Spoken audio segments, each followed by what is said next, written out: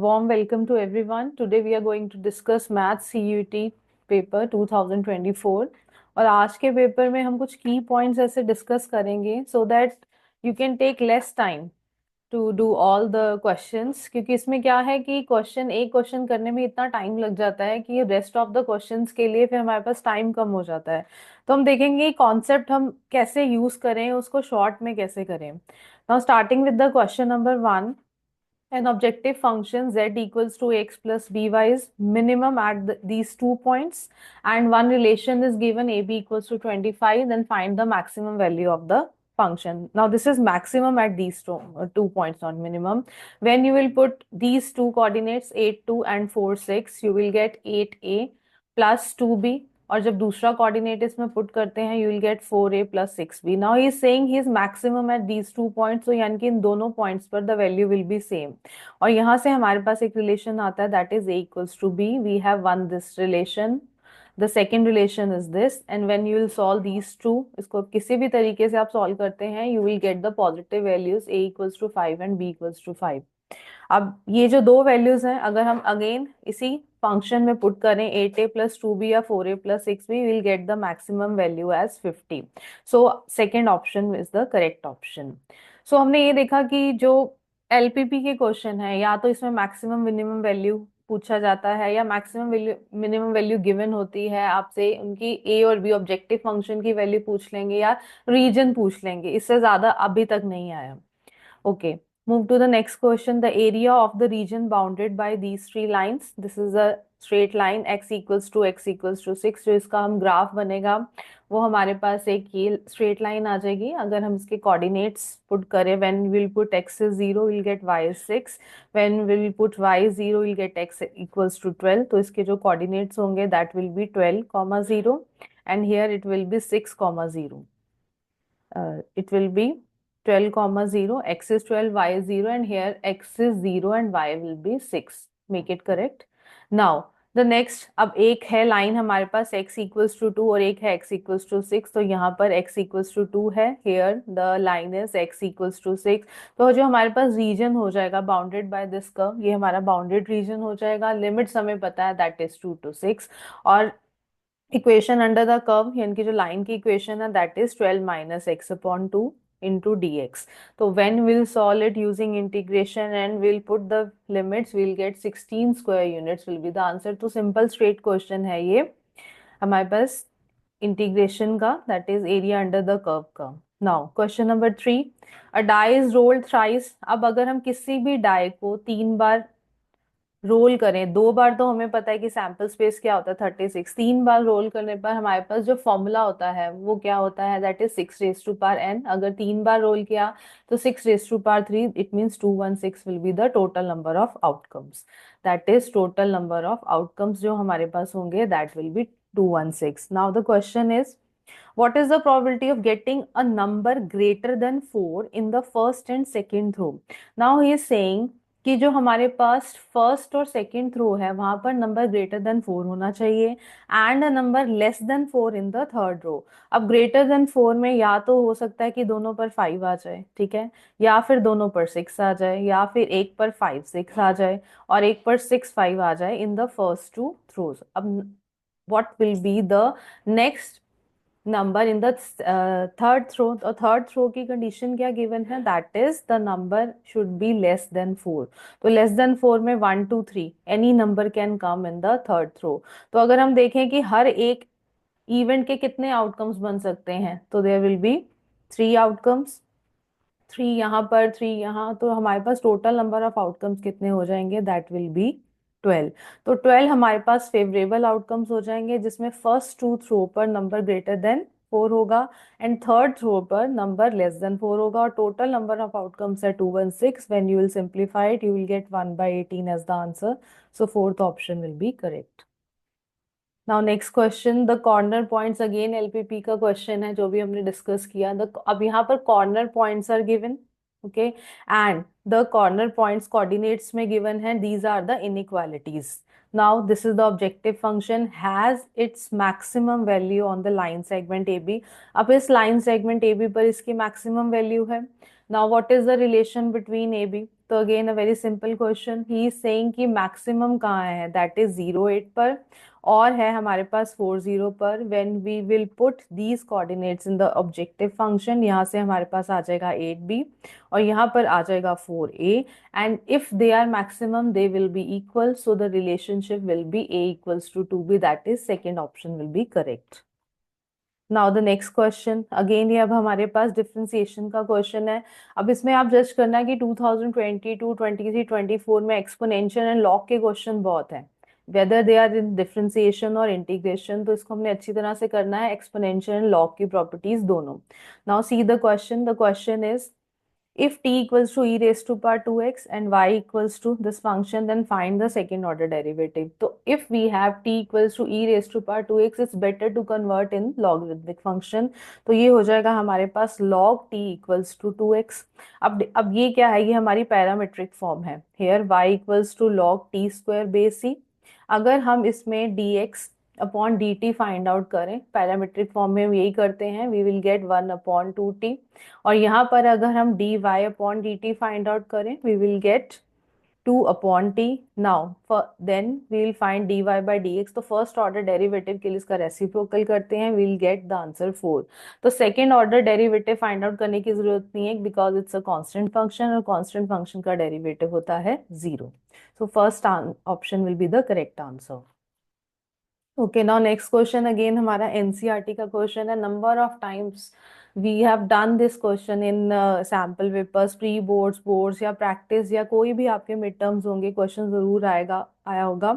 If A and B are symmetric matrix then what will be A B minus B A. तो A B minus B A को जब हम solve करते हैं by heart, हमें पता है अगर हम इसका ट्रांसपोज लेते हैं तो वो हमारे पास आता है new symmetric matrix. So third option will be the correct option. Question number 7. If A is a square matrix of order 4, determinant of A is this। तो determinant की properties हमने by heart करनी है, we have done, क्योंकि जब भी हम matrices and determinants करते हैं तो properties हमने जरूर करनी है। तो हमें एक property learn है कि determinant of K into A equals to K raised to power n into determinant of A, और n होता है that is order of the matrix। So order of the matrix is 4 here। So here our k is 2. So 2 raised to power 4 into what is determinant of A? The value is 4. So the answer will be 64. It means second option will be the correct answer. Okay, the next is again is a very simple question. हमेशा multiplication of matrices से पहले हम क्या सीखते हैं, उसका order कैसे judge करना है। Now he is saying what will be the value of x and y। तो we नो कि इसका नंबर ऑफ कॉलम और इसका number of row they must be equal. तो x की वैल्यू हमारे पास क्या होनी चाहिए 2 और y की वैल्यू क्या होनी चाहिए 1। Then only we can get this order 3 into 1। So second option is the correct answer. Okay, the next one is increasing decreasing का क्वेश्चन है। आई थिंक ये भी एनसीईआरटी में से ही लिया गया है। If a function f x is increasing in this interval then what will be the least value of b, मतलब बी की क्या मिनिमम वैल्यू होनी चाहिए। तो वी नो दैट कि कोई भी फंक्शन अगर इंक्रीजिंग होता है तो उसका derivative should be greater than equals to 0। तो इसका अगर हम डेरिवेटिव करें that is 2x plus b must be greater than equals to 0। Now he is saying कि जो x है वो लाई करता है within the close interval 1 and 2। अब हमने क्या करना है, इस x को इस f डैश x में चेंज करना है। What we will do, will multiply this with 2, क्योंकि हमें इसको 2x बनाना है। We will get 2 is less than equals to 2x is less than equal to 4, और प्लस b चाहिए तो एडिंग b, सारी इनइक्वालिटीज में हमने b ऐड कर दिया। So we will get this 2 plus b is less than equals to 2x plus b। अब ये 2x plus b आ गया, बट एक कंडीशन यहाँ पर क्या गिवन है कि this 2x plus b is greater than equals to 0। this implies ये जो हमारे पास 2 plus b है, this 2 plus b must be greater than equals to 0। तो b की वैल्यू क्या आ जाएगी, b must be greater than equals to -2। तो जो b होना चाहिए वो -2 से स्टार्ट होके it can take any value. ठीक है, so what was the minimum value, least value of b? That will be -2। So third option is the correct answer। Okay, now move to question number 10। probability का है, बहुत easy है। Two dice are thrown simultaneously and let x denote the number of force। अब number of force हो सकता है कि एक बार भी चार ना आए, it mean 0 times you will get 4। हो सकता है दोनों डाइज में एक बार 4 आए, हो सकता है दोनों डाइज में दोनों बार 4 आए। तो जो हमारा एक्स आई हो जाएगा वो हो जाएगा 0 1 2। एंड आपको क्या फाइंड आउट करना है, द एक्सपेक्टेशन यानी कि mean of x, expected of x find out करना है। तो उसके लिए प्रोबेबिलिटी ऑफ एक्स आई क्या होगी, ऐसे कितने आउटकम्स होंगे कि एक बार भी 4 ना आए, दैट विल बी 25/36। एक बार 4 आए दैट विल बी 10, और दोनों बार 4 आए दैट इज 4 4 दैट 1/36। अगर आप ओरली नहीं कर सकते, again you can make the sample space like this, तो आपको लर्न हो जाएगा 1 1 1 6 से लेकर 6 1 से लेकर 6 6 तक, then you can count. Now, what is the expected of x? Our expected of x is multiply.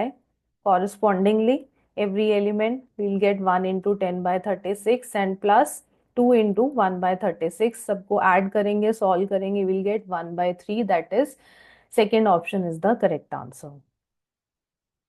Okay, now question number 11. For the function this fx equals to 2x cube plus 9x square minus 12x plus minus 5 plus 12x minus 5, where x equal belongs to this interval, closed interval 0 to 3, match list 1 with list 2.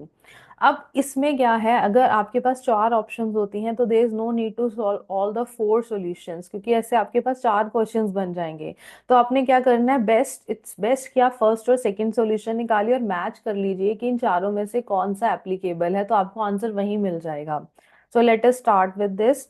F dash x हमारे पास क्या होगा, that will B 6x² minus 18x plus 12, और जब हम इसके factors करेंगे will get 6 into x-1 and x-2। तो हमारे जो क्रिटिकल पॉइंट्स हैं, तो क्रिटिकल पॉइंट्स हो जाएंगे x=1, 2, और यहाँ पर इंटरवल्स हैं हमारे पास 0 3। तो हमारे पास जो नंबर लाइन में है basically 0 1 2 and 3।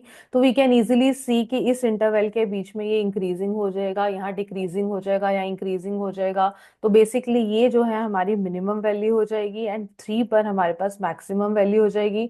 So point of maxima क्या आ जाएगा हमारे पास, सी का आ जाएगा फर्स्ट, 3 पर मैक्सिमम होगा। पॉइंट ऑफ मिनिमा डी का 0 हो जाएगा, और अगर आप इसमें वैल्यूज पुट कर देंगे you will get -5 and 4, maximum is 4, minimum is -5। तो अगर सी और डी को ही सॉल्व करते हैं so will get fourth as a correct option.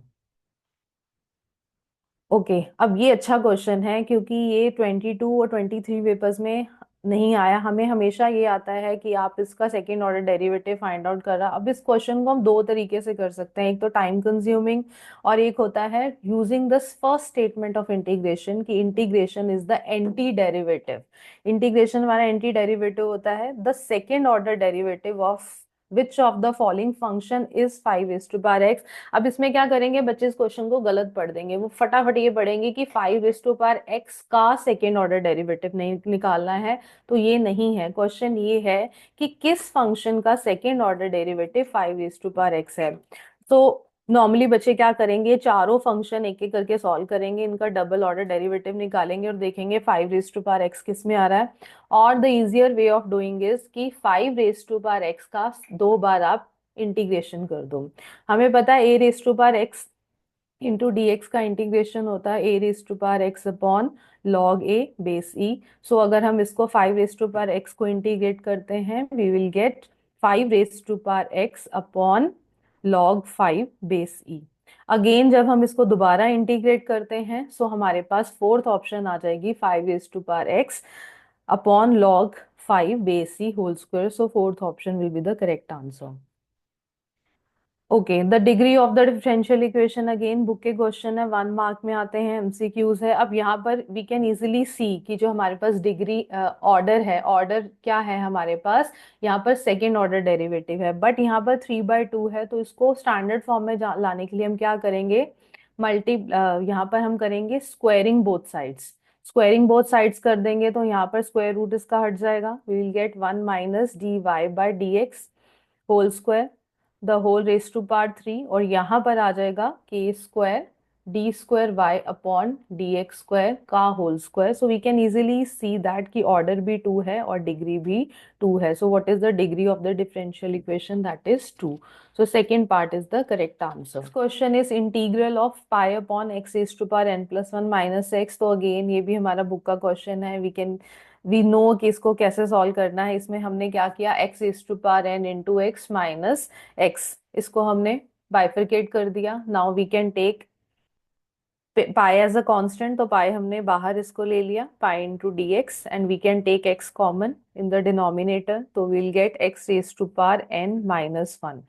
अब वी कैन इजिली सी कि अगर हम x raise to power n को t पुट करें, will get n into X raise to power n minus one into D X equals to D T. तो D x upon X हो जाएगा हमारे पास D T upon N T.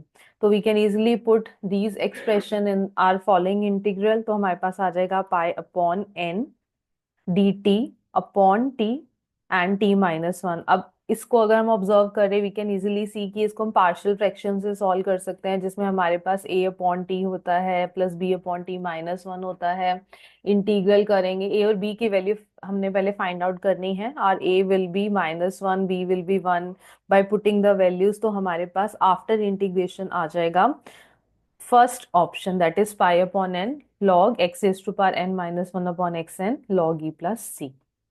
Question the integral of 0 to 1, और ये हमारे पास function है. अब क्या है, हमने इस तरह के क्वेश्चंस में ज़्यादा टाइम नहीं वेस्ट करना, क्योंकि ये बहुत टाइम टेकिंग होते हैं. इसको देख के वी कैन जज की कोई प्रॉपर्टी नहीं लग सकती, कोई आइडेंटिटी नहीं लग सकती, इसको किसी इंटीग्रेशन में चेंज नहीं कर सकते, डिवाइड नहीं कर सकते.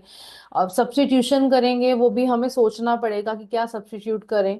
तो हम इसको सॉल्व करके आपको दिखा सकते हैं, बट ऐसे क्वेश्चंस में ज़्यादा टाइम वेस्ट करना नहीं है. ये एंटी डेरिवेटिव से होते हैं क्वेश्चन, जो हमने बाद के लिए छोड़ने होते हैं कि लेट अस सी कि बाद में इसको हम कैसे कर सकते हैं. तो अगर हम डिफरेंशिएट करें this function with respect to X, तो इसमें हम क्या लगाएंगे, question rule, a plus B x square and whole X square. ऊपर हमारे पास आ जाएगा न्यूमरेटर में a plus B x square और x का derivative one, and then minus X. a plus B x square का derivative will be two B X. Now solve this, we will get a plus B x square and minus two B x square. And denominator में हमारे पास वही term आ रही है जो हमें integration question में solve करनी है. So after simplification we will get a minus b x square upon a plus B x square and whole square. अब इसको अब जज करें, so that is the same question जो हमें इंटीग्रेशन में गिवन है. तो इट मीन्स अगर इस फंक्शन का हम डेरिवेटिव करते हैं, हमारे पास ये फंक्शन आता है, और अगर हम इंटीग्रेटिंग बोथ साइड्स करें, then integration and derivative they are anti derivative, ये कट गया हमारे पास, so we are left with this function. It means after integration of this function we will get x upon a plus B x square. और अब हम इसमें limit put करेंगे 0 to 1, upper limit minus lower limit, so will get 1 upon a plus b as the answer. Again question number 16. अब इसमें vector का question है. Vector के क्वेश्चन में बहुत सिंपल क्वेश्चन होते हैं, या तो डायरेक्शन को साइंस पूछते हैं, डायरेक्शन रेशियोज पूछते हैं, या शॉर्टेस्ट डिस्टेंस पूछ लेते हैं. यूनिट वेक्टर का क्वेश्चन हमेशा आता है. तो here they are saying the unit vector perpendicular to each of these two vector. तो आपने इसको सी वेक्टर ले लेना है, इसको डी वेक्टर ले लेना है. सी वेक्टर और डी वेक्टर की वैल्यूज क्या आएंगी, that is 2i plus 3j and plus 4k cap. और जो डी वेक्टर की वैल्यू आफ्टर सब्ट्रैक्शन आएगी, that is 0i cap minus j cap minus 2k cap. अब नाउ दे आर सेइंग कि unit vector is perpendicular, तो perpendicular के लिए हम क्या करते हैं, क्रॉस प्रोडक्ट करते हैं, that is i j k. इनके कंपोनेंट्स लिख दिए 2 3 4, एंड हियर 0 माइनस 1 माइनस 2. अब इसको अब हमने सॉल्व किया एज अ क्रॉस प्रोडक्ट, तो इसको हमने एज अ पी वेक्टर ले लिया, तो P vector upon its magnitude. तो पी वेक्टर के हमारे जो कंपोनेंट्स आए वो के होंगे -2i plus 4j, that is 4j minus 2k, और अपॉन इट्स मैग्नीट्यूड, मैग्नीट्यूड में आ जाएगा हमारे पास 24. 24 का स्क्वायर रूट होता है 2√6. इसको कैंसिल करेंगे तो will get fourth option will be the correct option. Okay, question number 17. Match list one with list two. Again probability का क्वेश्चन है यहाँ पर. अब यहाँ पर हमें पता है कि टेबल कैसे बनेगा, प्रोबेबिलिटी ऑफ एक्स आई, इसमें वैल्यूज पुट कर देंगे. दे आर सेइंग कि probability of x is 0.1 is 0, तो यहाँ पर आएगा 0.1. दे आर सेइंग कि अगर वो 1 है तो c हो जाएगा, 2 है तो 2c हो जाएगा, 3 हो जाएगा, अगेन 2c हो जाएगा, x की जगह अगर हम 3 पुट करेंगे और 4 होगा तो हमारे पास c हो जाएगा। So this is the probability distribution. c की वैल्यू कैसे आएगी, सबको प्लस कर देंगे एंड इक्वल्स टू 1, सबकी प्रोबेबिलिटी 1 होती है। You will get the value of c as 0.15। अब c अगर 0.15 है तो a का फोर्थ ऑप्शन करेक्ट होगा, और हम वी कैन इजीली सी कि यहाँ पर सिर्फ एक हमारे पास सेकंड ऑप्शन है, ये जंबल्ड है, इसको ठीक कर लेना। सेकंड ऑप्शन है जहां पर एक ही फोर्थ ऑप्शन आ रही है, तो टाइम सेव करने के लिए there is no need to solve rest of the option, so second option will be correct. Otherwise अगर आपने क्रॉस चेक करना है, टाइम है, तो again x is less than equal to 2, तो इट मीन 0 1 एंड 2 को प्लस कर देंगे by putting the value of c। x equals to 2, सिर्फ c की वैल्यू 2 पुट कर देंगे और यहाँ पर आपके पास कॉलम्स मैच हो जाएंगे। Okay, the next question again NCERT का क्वेश्चन है, नंबर ऑफ टाइम्स। तो अगेन मैं बार बार एम्फेसाइज करती हूँ कि एनसीईआरटी बहुत अच्छे तरीके से करनी है। इसके जो रिमार्क्स हैं उसको आपने हाईलाइट कर लेने हैं हाइलाइटर से। जो जो वन वन लाइन की स्टेटमेंट्स है, कोई डिफरेंशिएबल है, कोई कंटिन्यूअस है, और एनसीईआरटी की each example plus question, they are equally important. So if sine y equals to x into sine a plus Y, तो इसमें हमने क्या किया, एक्स को एलिमिनेट किया, we will get sine y upon sine of a plus y. This is r a plus y. अब यहाँ पर d Y by D x पूछा है और हमारे पास यहाँ पर एक्स में है, तो हमने क्या किया, differentiate with respect to y किया, तो D x upon d y solve किया और वो आएगा हमारे पास। इसमें हमने क्वेश्चन रूल लगाया, sine a plus y cos y minus sine y and cos of a plus y divided by sine square a plus Y. तो ऊपर हमने देखा कि जो आइडेंटिटी बनेगी वो बनेगी हमारी साइन a माइनस बी की, so it will be sine a minus B और denominator as it is, that is sine square a plus Y. तो we are now the have final we have this expression sin a upon sin square a plus y. अब ये है आया है हमारे पास dx upon dy और हमें चाहिए dy बाई dx, तो हमारी जो फोर्थ ऑप्शन होगी इसका रेसिप्रोकल कर देंगे, वो four option will be the correct answer.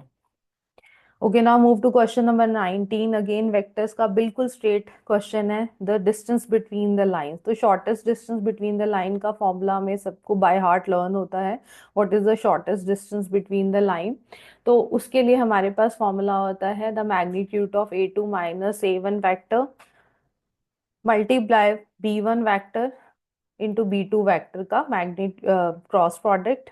ये होता है हमारे पास क्रॉस प्रोडक्ट में divided by the magnitude of b1 and b2 vector. But here we can see कि ये पैरेलल लाइंस है, आप इसको ध्यान से देखो। ये जो हमारा b2 वेक्टर है, इस if we take 2 common, so it will become 2i plus 3j plus 6k। तो ये हमारी कैसी लाइंस हैं, पैरेलल लाइंस हैं। और अगर पैरेलल लाइंस होता है तो इसकी जगह हम यहाँ पर b वेक्टर्स को रिप्लेस कर सकते हैं। तो यहाँ पर हमारे पास b वेक्टर आ जाएगा, this will be our a1 vector, this will be our a2 vector, this will be our b vector। by putting the value जो हमारे पास a2 माइनस a1 वेक्टर आएगा विद क्रॉस, इसकी वैल्यू आ जाएगी 2i plus 0j and minus 2k। और अगर इसका हम cross product करते हैं a2 माइनस a1 वैक्टर का cross product with the b vector, we will get 6i after simplification minus 16j plus 6k। अब इस वैल्यूज को पुट करो, मैग्नीट्यूड ऑफ b वैक्टर निकाला, दैट विल बी 7, और इसका हमने होल मैग्नीट्यूड निकाला, will get square root of 328। तो square root of 328 by 7 will be the final answer, so third option will be correct. Okay, now move to question number 20। देखकर थोड़ा लगता है कि बहुत अजीब क्वेश्चन है, but it's a very simple logical, और इसमें रीजनिंग है, इसमें कोई एज सच कैलकुलेशन नहीं है। If F x is this function, तो एफ एक्स क्या होगा, ये इवन और इंक्रीजिंग होगा, इवन स्ट्रिक्टली डिक्रीजिंग होगा, ऑड स्ट्रिक्टली डिक्रीजिंग होगा, ऑड और स्ट्रिक्टली डिक्रीजिंग होगा। वी कैन सी कि tan इनवर्स है, तो tan इनवर्स हमारे पास ऑड होता है, सो इधर थर्ड और fourth option will be correct. So let us solve this. तो अगर हम इसका F dash x find out करते हैं, तो एफ डैश एक्स क्या होता है, 2 तो हो जाएगा हमारे पास कांस्टेंट, tan इनवर्स एक्स का डेरिवेटिव होता है 1 अपॉन 1 प्लस एक्स स्क्वायर। तो e raise to power x का होल स्क्वायर, और e raise to power x का derivative is e raise to power x. अब यहाँ पर -π/2 है तो ये तो हमारा जीरो हो गया, इट्स अ कांस्टेंट थिंग। अब वी कैन सी कि जो एक्सपोनेंशियल फंक्शन होता है दैट इज ऑलवेज पॉजिटिव, हमारा एक्सपोनेंशियल फंक्शन हमारा ऑलवेज पॉजिटिव होता है, और tan इनवर्स हमारा ऑड होता है, तो हमारे पास थर्ड ऑप्शन करेक्ट होगी, it will be odd and strictly increasing in this -∞ to infinity interval. Okay, ना मूव टू क्वेश्चन नंबर 21। अब डिफरेंशियल इक्वेशन में इंटीग्रेटिंग फैक्टर और लीनियर डिफरेंशियल इक्वेशन के बहुत सारे क्वेश्चन है, 2023 में भी थे और 4 में भी हैं, तो लीनियर को हमने बहुत अच्छे तरह से करना है। Now this differential equation is given, now he is asking what will be the degree, तो डिग्री के लिए तो इसको सॉल्व करना पड़ेगा। So we have this dy/dx, हमारा जो फर्स्ट स्टेप होगा that will be log base e x minus y and x log x. अब इसको हम इजीली देख सकते हैं कि ये लीनियर में ही चेंज होगा, इसको हमने बाइफरकेट कर दिया, -y/x log x। This implies dy/dx plus this will be 1/x log x into y equals to 1/x। तो ये हमारा इंटीग्रेटिंग फैक्टर अगर हम इसमें फाइंड आउट करेंगे that is e raise to power p, p क्या है हमारे पास 1/x log x, और इसको अगर हमने सॉल्व किया तो इंटीग्रेटिंग फैक्टर की वैल्यू आ जाएगी log x। अब हमारे पास फॉर्मूला होता है y into integrating factor equals to integral of x q into integrating factor that is log x into dx plus c। तो हमारे पास जो सी पार्ट आ जाएगा that will be the correct answer. इसका जो सॉल्यूशन होगा वो ये होगा 2y log x plus a is our constant c की जगह एंड log x का whole square and a and c only, here not c, c यहाँ पर करेक्ट है और a भी करेक्ट होगा। Degree of the differential equation will be 1, तो यहाँ पर हमारे पास जो फर्स्ट ऑप्शन है वो करेक्ट होगी that is a and c only, degree इसकी 1 होगी और सॉल्यूशन इसका ये होगा। Okay, move to question number 22। ये बहुत ही आसान क्वेश्चन है बट थोड़ा सा इन्होंने घुमा दिया आपको कंफ्यूज करने के लिए, तो घूमना बिल्कुल भी नहीं है क्योंकि ये सिंपली बेस थ्योरम का क्वेश्चन है। तो बेस थ्योरम के क्वेश्चन में उन्होंने स्टेटमेंट को थोड़ा सा रिवर्स कर दिया, आपको उसको डायरेक्ट फॉर्म में लाना होगा, इन्होंने इनडायरेक्ट फॉर्म दे दी है। क्वेश्चन ये है कि there are two bags, bags 1 and bag 2, bag 1 में 4 वाइट हैं एंड 6 ब्लैक बॉल्स हैं, एंड बैग 2 में 5 वाइट हैं एंड 5 ब्लैक बॉल्स हैं, अ डाई इज रोल्ड। अब यहाँ पर ये जो स्टेटमेंट दे रखी है ना, die is rolled if it shows a number 3 then ball is drawn from bag 1 else from bag 2। तो यहाँ पर बैग 1 और बैग 2 को चूज करने की प्रोबेबिलिटी हमें फाइंड आउट करनी है। वो कह रहा है कि हमने डाई रोल किया तो हमें पता है कि इसके जो सैंपल स्पेसेस होते हैं दैट इज 1 to 6, तो 3 अगर नंबर आया डिविजिबल बाय 3 तो उसके दो ही ऑप्शंस होते हैं दैट इज 3 and 6, यानी कि 2/6। तो 1/3 हो जाएगी हमारे पास बैग 1 को चूज करने की प्रोबेबिलिटी, और बैग 2 को चूज करने की प्रोबेबिलिटी क्या हो जाएगी 1 - 1/3 दैट इज 2/3। यहाँ पर डायरेक्टली बैग 1 और बैग 2 में हम 1/2 कर देते थे नहीं, बट अगर ये कंस्ट्रेंट गिवन है तो हमने उसको यूज करना है। Now the question is if the ball drawn is not black in colour, इसका मतलब व्हाइट, तो इसको आप अपनी स्टेटमेंट में लिख लीजिए कि बॉल ड्रॉन इज व्हाइट, हमें व्हाइट की प्रोबेबिलिटी फाइंड आउट करनी है। The find the probability that it was not drawn from bag 2 यानी कि बैग 1, यानी कि वो कहाँ से निकाली गई, वो बैग 1 से निकाली गई, यानी कि हमें फाइंड आउट करनी है बैग 1 की प्रोबेबिलिटी अगर हमने व्हाइट बॉल ड्रॉ की। तो हमारे पास बेस थ्योरम का क्वेश्चन होता है probability of bag 1 into probability of bag 1 when white ball is drawn upon, ये यहाँ पर हमारे पास सेम आ जाता है। सो वी कैन सी कि स्टेटमेंट्स को रिवर्स कर दिया, तो स्टेटमेंट को आपने डायरेक्ट फॉर्म में लेकर आना है bag 2 and this is bag 2 when white ball is drawn. अब इसकी प्रोबेबिलिटी कितनी हो जाएगी दैट इज 4/10। बैग 1 की प्रोबेबिलिटी हमने 1/3 फाइंड आउट की, this is 1/3, this is 4/10, this is 2/3 and this is 5/10. After simplification we will get 2/7 will be the correct answer. Move to question number 23, which of the following can not be the direction ratios. अब यहाँ पर इस बार paper में ऐसे बहुत सारे question indirect way में पूछे गए हैं कि simple can be the solution he can not be the solution. जैसे अभी हमने लास्ट क्वेश्चन किया कि डॉल जो बॉल है that was not drawn from bag two, so which cannot be the direction ratios of the straight line, the direction ratios of the straight lines are given। तो हमारे पास जो standard form होती है Cartesian way में x minus x one upon a equals to y minus y one upon b equals to z minus z one upon c. On comparing हमने पहले इसको स्टैंडर्ड फॉर्म में चेंज करना है। यहाँ से y माइनस वाई वन चाहिए, will take minus common, so will get here like this, and z minus of minus four upon minus one. इस माइनस को आप नीचे भी लेके जा सकते हो। तो वी कैन सी कि फर्स्ट ऑप्शन में two minus three minus one इसमें है, यस। सेकेंड ऑप्शन में भी माइनस टू थ्री वन, इसमें माइनस एडजस्ट कर लेना तो ये भी आ जाएंगे। फोर्थ ऑप्शन अगेन इसका इसमें कॉमन लेकर आ जाएगा, लेकिन जो थर्ड ऑप्शन है टू थ्री माइनस वन वो यहाँ पर सेटिस्फाई नहीं करेगा। तो third option is the correct, जो कि कैन नॉट हो सकती हैं इसकी direction ratios. Okay, move to question number 24। ये बाय ऑब्जर्वेशन ही हो जाएगा। Which of the following represent the correct feasible region. तो करेक्ट फिजिबल रीजन के लिए हमें उसका रीजन चेक करना होता है कि टुवर्ड्स द ओरिजिन है या ऑपोजिट है। अब x plus y is greater than equal to 10 है तो ऑब्वियसली ये फॉल्स होगा, 0 इज ग्रेटर देन, तो ये ऑपोजिट जाएगा ओरिजिन के, और ये जो है ओरिजिन की तरफ जाएगा, बोथ विल बी।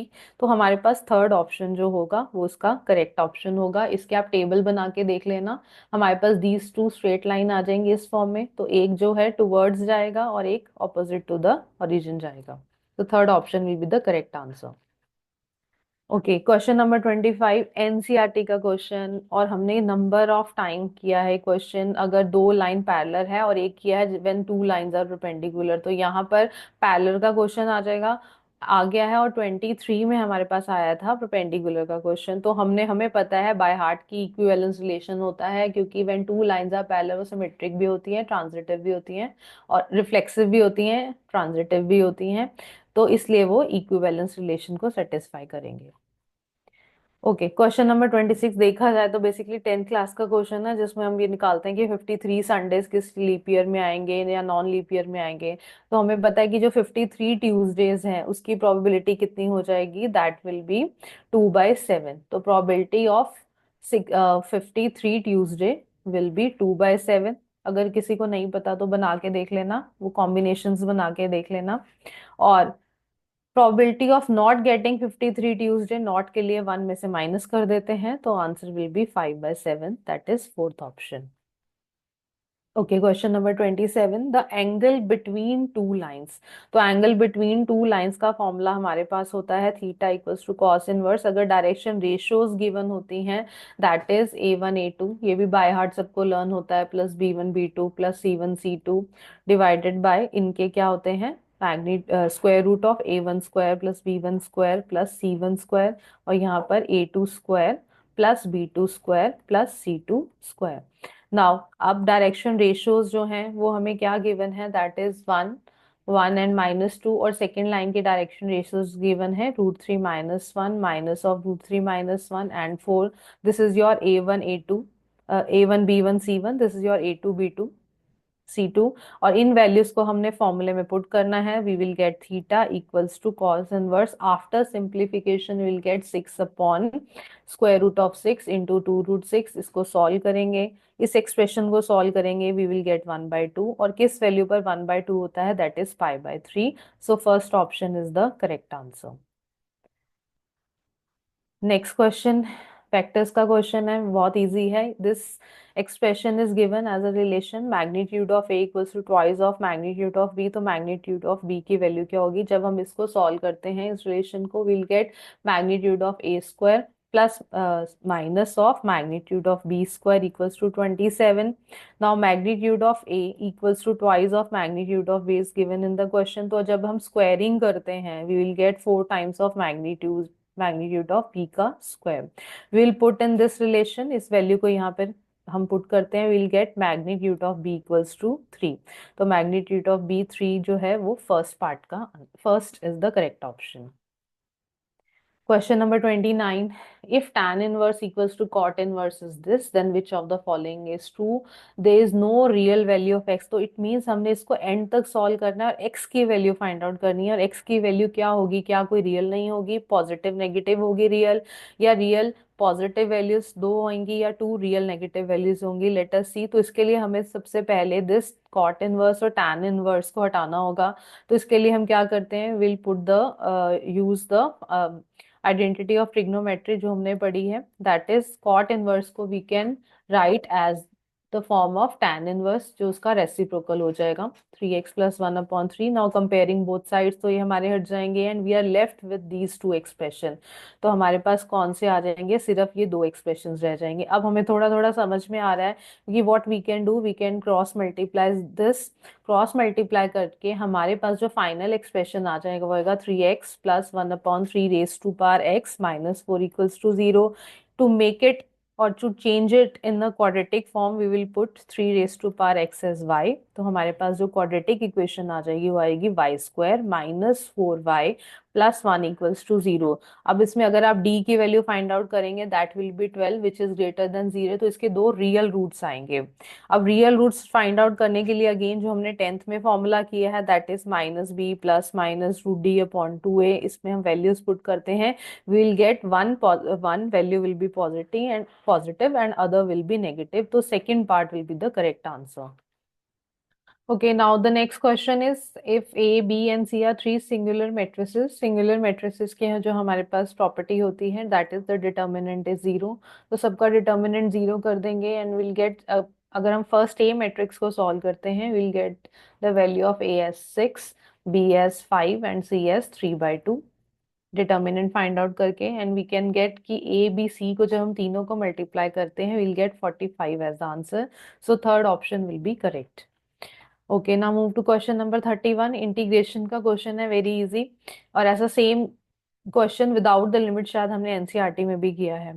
तो यहाँ पर हमें ये पता चल रहा है, लिमिट्स तो हम बाद में देखेंगे क्या है, E raise to power 2x को इन न्यूमरेटर एंड डिनोमिनेटर को हमने क्या करते हैं, divided by e raise to power x।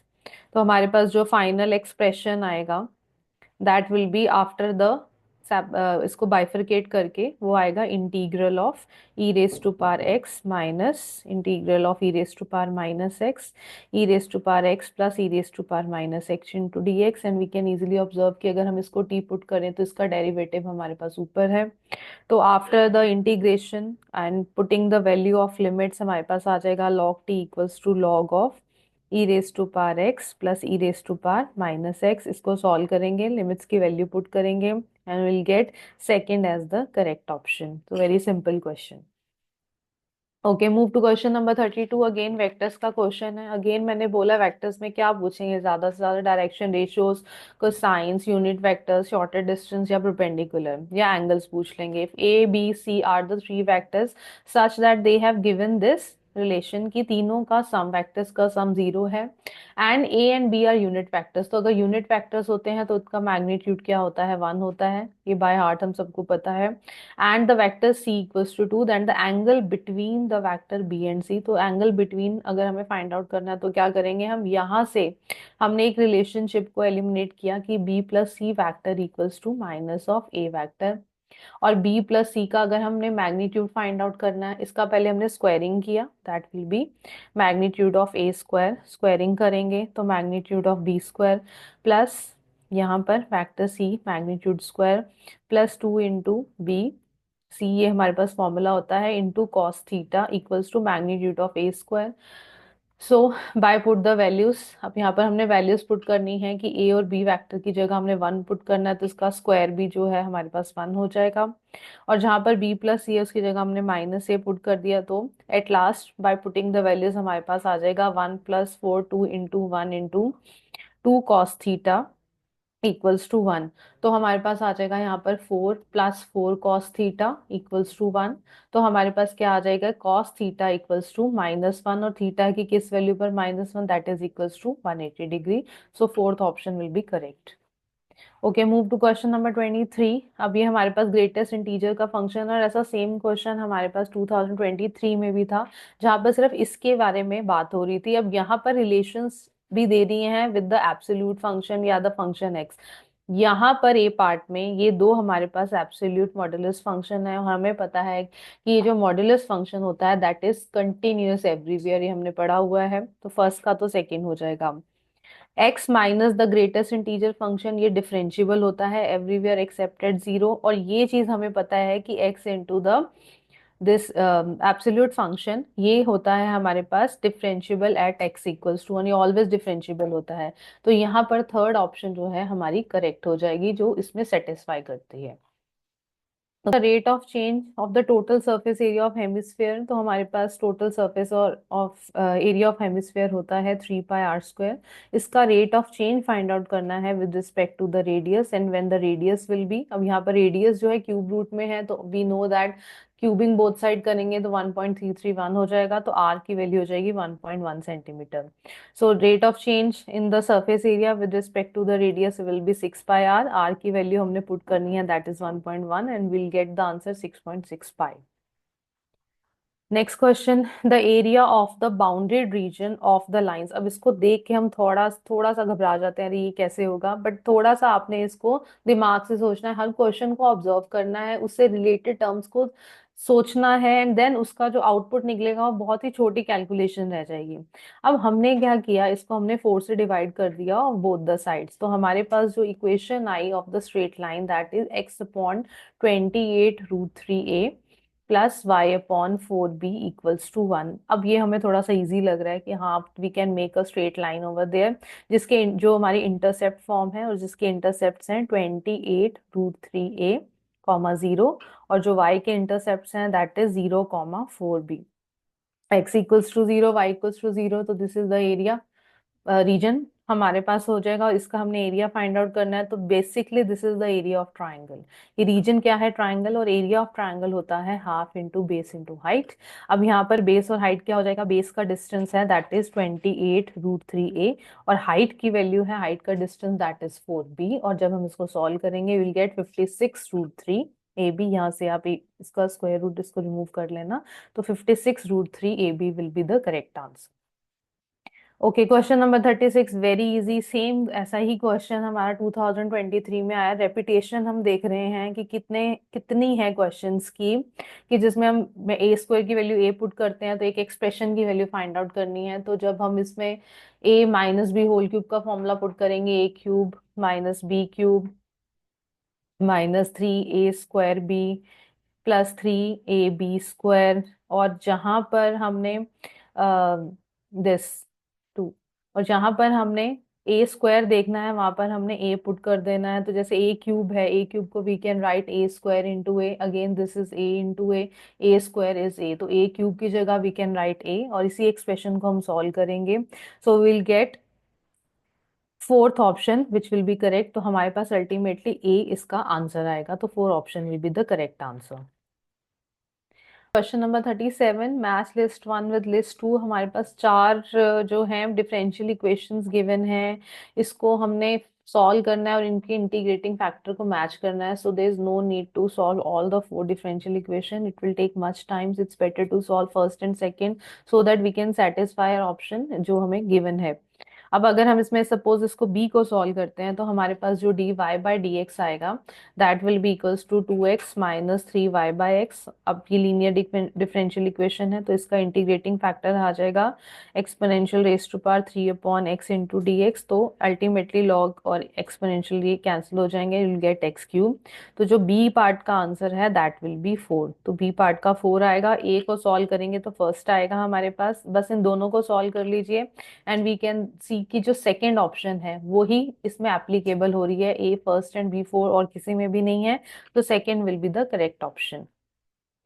Okay, now move to question number 38, very easy relation and functions का क्वेश्चंस है हमारे पास। डोमेन हमारे पास क्या है, ही इज सेइंग कि n-1 है if n is even, comma, और n+1 होगा अगर n इज ऑड होगा। तो हमारे पास n जो है वो नेचुरल नंबर तक गिवन है, 1 2 3 4 so on, 1 2 3 4 so on, and we can see कि इसमें जो हमारे पास रेंज आ रही है, अगर हम इसमें n is even suppose 2 put करते हैं तो 2 1 पे जा रहा है, 4 पुट करते हैं तो 3 पे जा रहा है, और n इज ऑड 3 पुट करते हैं तो 3+1 if N is odd that is 3 + 1 वो 4 पर जाएगा, अगर 5 पुट करते हैं तो 6 पर जाएगा. सो वी कैन सी कि every domain has the unique range. तो फोर्थ ऑप्शन यानी कि ये इंजेक्टिव भी होगा, ये सब्जेक्टिव भी होगा, सब्जेक्टिव है तो इन्वर्टेबल भी होगा. तो it means A C D, ये ऑप्शन ही करेक्ट नहीं है इनटू, तो हमारे पास ACD fourth option will be the correct answer. Okay next again integration का क्वेश्चन है. ऐसा क्वेश्चन हमने जो चेंजिंग द ट्रिग्नोमेट्रिक रेशियो है नंबर ऑफ टाइम्स किया हुआ है, तो हम इसको क्या करते हैं, सबसे पहले साइन कॉस में चेंज कर देते हैं. हमें पता है कि कोई भी चीज कॉट को सीकेंड में आती है तो हम उसको चेंज करते हैं. कॉट को we can write that cos x upon sine x, and को सीकेंड को we can write 1/sin x plus cos x as it is हमारे पास था. नीचे हमने क्या करना है, टेक द एलसीएम, ऊपर हमने एलसीएम लेना है, रेसिप्रोकल करना है, and after the reciprocal will get this kind of expression 0 to π/2 sine X minus cos x upon 1 + sin x into cos X into dx. अब अगर हमने इसको सॉल्व करना है, ये हमारा इंटीग्रल है आई. अब हम इसमें प्रॉपर्टी ऑफ इंटीग्रेशन लगाएंगे. हमारी प्रॉपर्टी ऑफ इंटीग्रेशन क्या होती है, 0 to π/2 - x होती है. सो साइन ऑफ π/2 - x, जहां पर x है वहां पर हमने क्या कर देना है, that is π/2 - x upon 1 + sin, again this will be π/2 - x and cos of π/2 - x. अगर हम इसको सॉल्व करें तो ये सेम वैसा इंटीग्रल आएगा, बट जो न्यूमरेटर होगा वहां पर प्लस का साइन आ जाएगा. Again this is our I, I plus I करेंगे 2i, राइट हैंड साइड को प्लस करेंगे विल गेट 0. सो इंटीग्रेशन की वैल्यू हमारी अल्टीमेटली क्या आ जाएगी, 0. So first option will be the correct answer. Okay next number 40 is the question of probability distribution का question है. तो वी कैन इजीली सी कि प्रोबेबिलिटी की वैल्यू गिवन है, तो सबको हम सबसे पहले हमने इसको प्लस कर देना है. And first we will find the value of k +0, this is +0 = 1. तो k की वैल्यू आ जाएगी हमारे पास 1/6. तो फर्स्ट का आंसर हमारे पास ए पार्ट का आंसर होगा 4. तो यहाँ पर बहुत ही आसान हमें मार्क्स लाने के लिए उन्होंने सिर्फ एक सेकेंड ऑप्शन दे रखी है जहां पर ए का फोर्थ ऑप्शन है, तो इसको हमने आंखें बंद करके करेक्ट कर देना. But again if you want to solve, बहुत टाइम है आपके पास, you want to cross check, तो अब x इज <2, स्ट्रिक्टली <2 है तो k की वैल्यू इन दोनों में पुट करके प्लस कर दो. उसके बाद 1 to 2 इट मीन्स 1 और 2 दोनों की वैल्यूज में k की वैल्यू पुट करके प्लस कर देंगे, you will get the answers. Okay question number 41 बहुत इजी. प्रॉपर्टीज हम सबसे पहले लर्न करते हैं. तो हमें पता है कि this property is a true answer, ये हमारी ट्रू होती है कि determinant of adjoint of A equals to 3. और ऐसा क्वेश्चन सॉल्व करने के लिए 2023 यूसीयूटी में आया था कि इस प्रॉपर्टी पे बेस क्वेश्चन आया था. अब यहाँ पर तो प्रॉपर्टी ही पूछ ली है, whether this property is true और false. Now the second one, this is a false, ऐसी कोई प्रॉपर्टी नहीं होती. अगेन दिस इज फॉल्स क्योंकि यहाँ पर a × I होता है, एंड दिस इज ट्रू. तो हमारे पास सिर्फ ए और डी करेक्ट आएंगे. सो second option will be the correct answer. Question number 42, this is a matrix. यहाँ पर ये जो मैट्रिक्स है हमारे पास, दिस मैट्रिक्स, क्या ये स्केलर है? यस, इसके डायगोनल एलिमेंट्स और नॉन डायगोनल एलिमेंट्स आप ऑब्जर्व करो, they are equal. Diagonal matrix है, yes. This is symmetric matrix, symmetric भी है. क्या ये न्यू सिमेट्रिक्स है? नहीं, क्योंकि अगर हम इसका ट्रांसपोज करते हैं, सपोज इस मैट्रिक्स का हम ट्रांसपोज करते हैं, तो this is not equal to minus of the same matrix. तो हमारे पास ए बी और डी ऑप्शन करेक्ट है. तो ए बी एंड डी कहाँ पर लाई करती है, दैट इज फर्स्ट में. तो first option will be the correct answer. 43 feasible region कौन सा होगा रिप्रेजेंटेड बाय दीज इनइक्वालिटीज. तो यहाँ पर हमारे पास 3 स्ट्रेट लाइंस हैं, region A B C D में कौन सा होगा.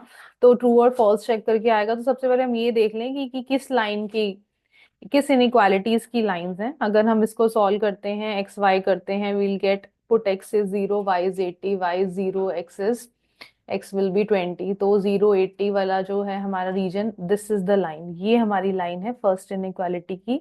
4x + y is greater than equals to 80. अब वो बोल रहा है कि ये रीजन जो है फॉल्स है, ग्रेटर है, तो ये इस तरफ जाएगा.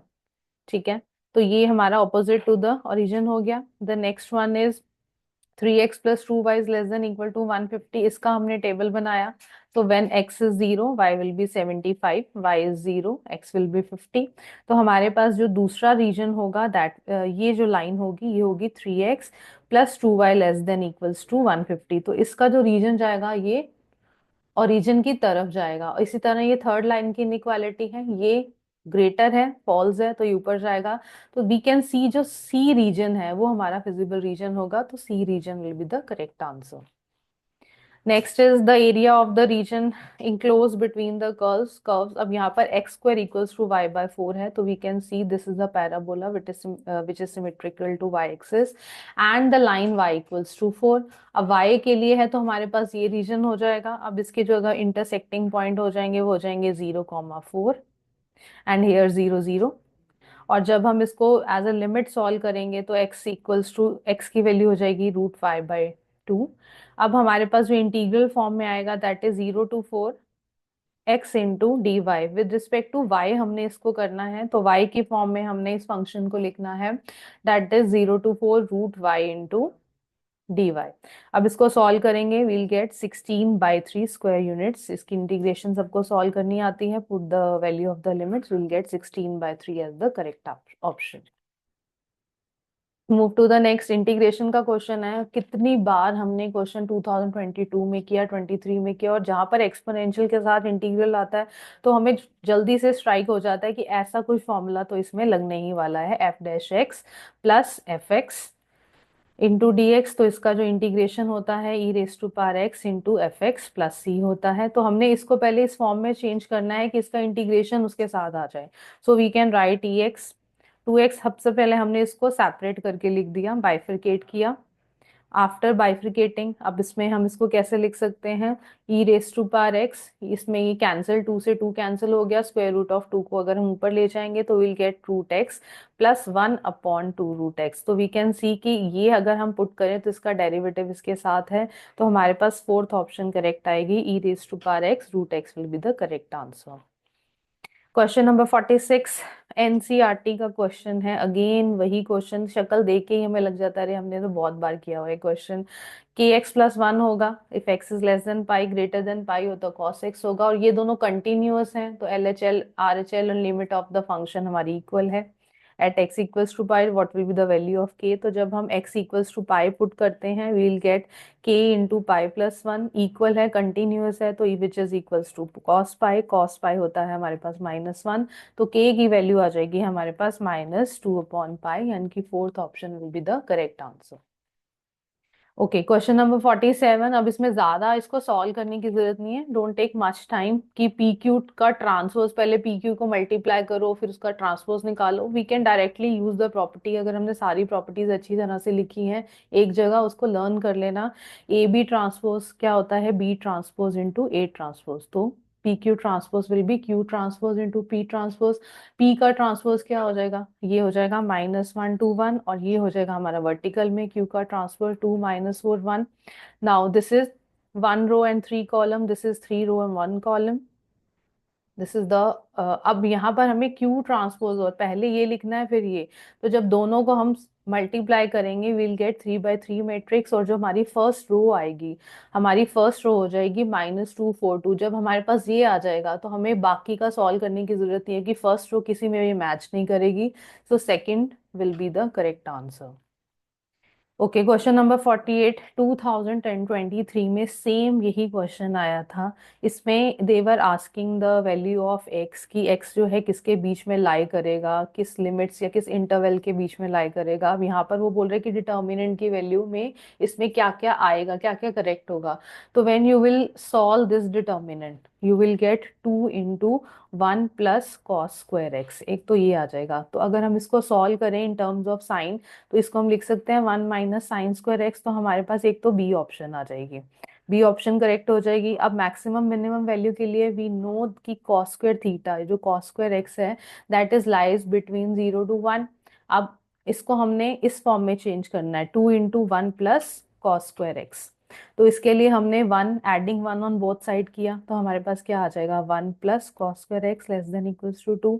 अब हमें क्या चाहिए 2, तो मल्टीप्लाई बाय 2, सारी इनइक्वालिटी में मल्टीप्लाई बाय 2 कर दिया, तो यहाँ 2 आ जाएगा, यहाँ 4, तो मिनिमम 2 आ जाएगा, मैक्सिमम 4, और ये हमारा डिटर्मिनेंट है। तो बी सी डी हमारे पास फोर्थ ऑप्शन आएगी which will be the correct answer. Okay, question number 49, ये थोड़ा सा सॉल्व करना पड़ेगा। अगर एफ एक्स ये है तो एफ डैश एक्स यहाँ पर ठीक कर लीजिए, दिस इज अपॉन 2 है। तो एफ डैश एक्स ये होगा, क्रिटिकल पॉइंट ये होंगे, मैक्सिमम मिनिमम वैल्यूज क्या होंगी, तो इसमें से कौन कौन से ऑप्शंस करेक्ट होंगे। So let us find f dash x. हमने फाइंड आउट किया, we will get cos x minus sine 2x। I will write it again. This will become f dash x, that is cos x minus sine 2x। क्योंकि 2 से 2 cancel हो जाएगा तो हमने इसको simply solve कर दिया। अब साइन 2x को we can write 2 sin x cos x, 2 sin x cos x, we can take cos x common, तो will get 1 minus 2 sin x equals to 0। तो जो हमारे क्रिटिकल पॉइंट्स आ जाएंगे वो आ जाएंगे हमारे पास, दोनों को सॉल्व करेंगे, इधर cos x इक्वल्स टू 0 और 1 minus sine 2x equals to 0। तो x की वैल्यू एक 0 आ जाएगी और एक π/6 आ जाएगी, और यहाँ पर और लिमिट्स दे रखी हैं, तो टोटल हमारे पास 3 क्रिटिकल पॉइंट्स हो जाएंगे, 0, π/6 एंड π/2। अब इन वैल्यूज को हमने क्या करना है, अपने फंक्शन में पुट करके देखना है। तो यहाँ पर आ जाएगी 0 पर 1/2 वैल्यू आ जाएगी, π/2 पर वी विल गेट 1/2 एंड π/6 पर 3/4। सो 1/2 तो हमारा 0.5 हो गया, this is 0.75 and this is again 0.5। तो अगेन यहाँ पर कौन सी ऑप्शन करेक्ट होगी हमारी, ए ट्रू होगी। यस, ए तो हमारे पास एफ डैश एक्स यही आएगा, बी भी ट्रू होगी, हमारे पास क्रिटिकल पॉइंट्स ये दोनों आ रहे हैं। सी हमारी फॉल्स होगी, मिनिमम वैल्यू नहीं आ रही बट मैक्सिमम वैल्यू 3/4 ही आ रही है। तो यहाँ पर A option will be correct, that is A, B and D only. Okay, last but not the least again फिर वेक्टर्स का क्वेश्चन। अब देखते हैं इसमें क्या पूछ रहे हैं। The direction cosines of the line which is perpendicular to the line, again वही डायरेक्शन रेशियोज दे रखी है, परपेंडिकुलरिटी दे रखी है, तो हमने क्रॉस प्रोडक्ट निकालना है इसका।